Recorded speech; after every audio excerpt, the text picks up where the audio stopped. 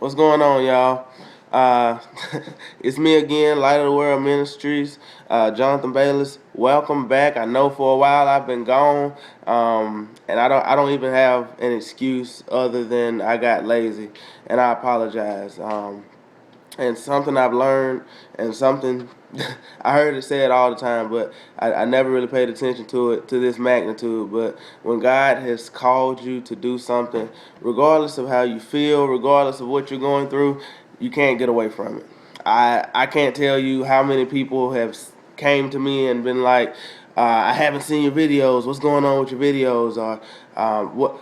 Why did you stop making the videos? Are you still posting videos? I even had one of my friends call me and tell me that the Lord laid it on his heart to tell me not to forget my assignment, not to forget that he has called me to do a specific thing. And I'm sorry, I apologize for robbing you guys for my laziness. I really do. But we're about to get it. We're about to get it back started. It's 2014. I'm so glad to have you all. Now, with that being said, it's 2014. It's a new year, which means we are supposed to be having a new kind of mentality. I'm tired of this old 2013 think. You look at somebody else's life and you just figure, oh, they got it going on. I wish I had a life like that. I wish I had a job like that. Or I wish I was doing good like them. No, grow up. Do it for yourself. Do it for yourself. The Bible says, to whom much is given, much is required. And what I'm noticing a lot with us, and for those of you who want to know that Bible verse, is Luke 12:48. But what I'm noticing a lot of from people is that too many of us have this grass is greener on the other side type of mentality. Like we like to believe that other people have it better than us, or that other people are doing better than us, when in actuality it's only true because other people work harder than us.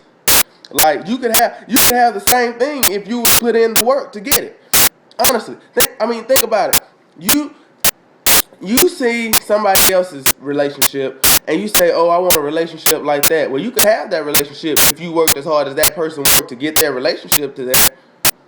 You look at somebody else's finances and say, I want to drive a car like that, or I want to live in a house like that. You could if you would budget and manage your money the way they budgeted and manage their money. If you would go to school and get your education and put money back and save like they did, you can live just like they live now. I mean, there's no difference between you and them. The only difference is they working and you sitting there looking. You don't know what it took for my grass to get this green. I learned this. I don't know if any of you have a yard. I don't know if any of you have a house that you upkeep. But I learned this at my mom's house. The secret to green grass, you really want to know what it is? You going to have to fertilize that grass. You got to water that grass. You got to spray pesticides all through that grass. You're going to have to rake that grass. There's a certain level on the mower that you do not go below when you mow that grass. I mean, you're going to be out there spraying weed killers and plucking up weeds and picking up sticks and limbs and all this stuff out that grass. I mean, you don't know what it took for me to get my grass this green. And for you to sit back and be lazy and just look at me and look at my yard and wish you had what I had, that's why you don't have it. I heard Bishop Jake say this and it stuck with me. He said, if you ever want to get around less gossip, if you ever want to get around less confusion, less lies, less confusion, just less chaos, period. He said, get around busy people. Because busy people don't have time to worry about what he said, she said, what he doing, what she doing, what's going on over here, or what they're doing over there. Because I'm worried about, I got too much going on right here where I am, and I don't have time to be worried about you over there. I got too much to do over here. But if you ever want to hear complaining, bitter, criticizing, gossiping people, he said, get around people that don't see much action. Get around people who aren't really doing much with their life. They watch your life like it's a soap opera. They watch your life like it's their life, like it's a movie. They watch your life like it's a movie and just say, well, I wouldn't have did it like that. Girl, why did he do that? Boy, why would she go and do some stupid stuff like that? When in actuality, they just want what you have. They're just not gonna put in the work that you put in.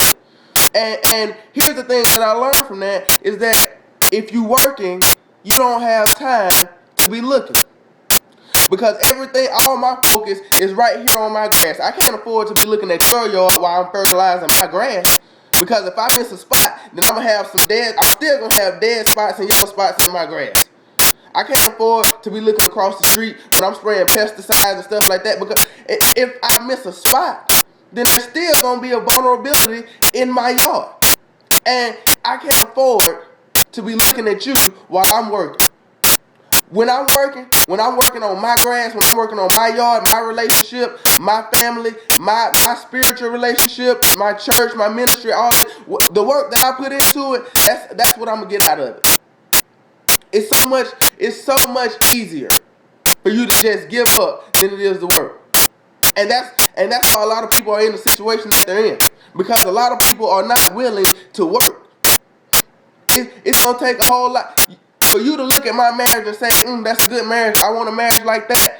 Well, it takes work to be in a marriage like the one that I'm in, and you can't just get there by saying, you know what, I'm tired of arguing, you get your stuff, I get my stuff, we'll split it half and go our separate ways. That's not the way it works. It's harder to have a good marriage than it is to just get a divorce. For you to say, oh man, I like your car, I like your clothes, I want to live like you living. Well, it's harder to live like I'm living than to live like you living. Because the way I live, it actually requires me to have some standards, and it actually requires me to set budgets, it requires me to save, it requires me to pay bills on time, it requires me to not be able to get everything as soon as I see it and as soon as I want it. I mean, it's a lot harder to live a disciplined life with money than it is to live an undisciplined life with no money. Take that how you want to.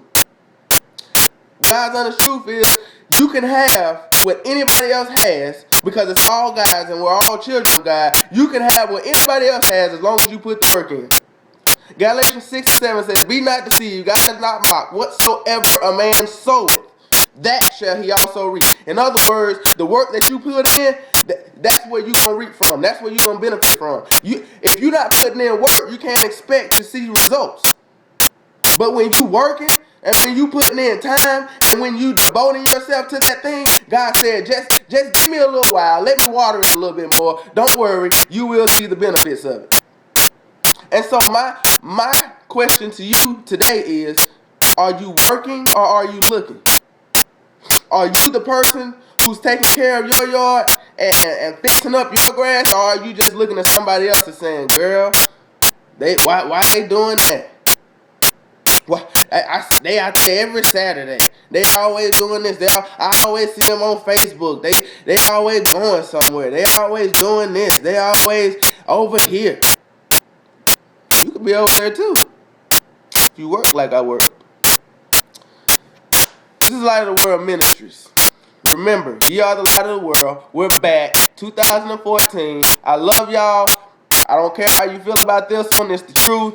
God bless you, and we're out.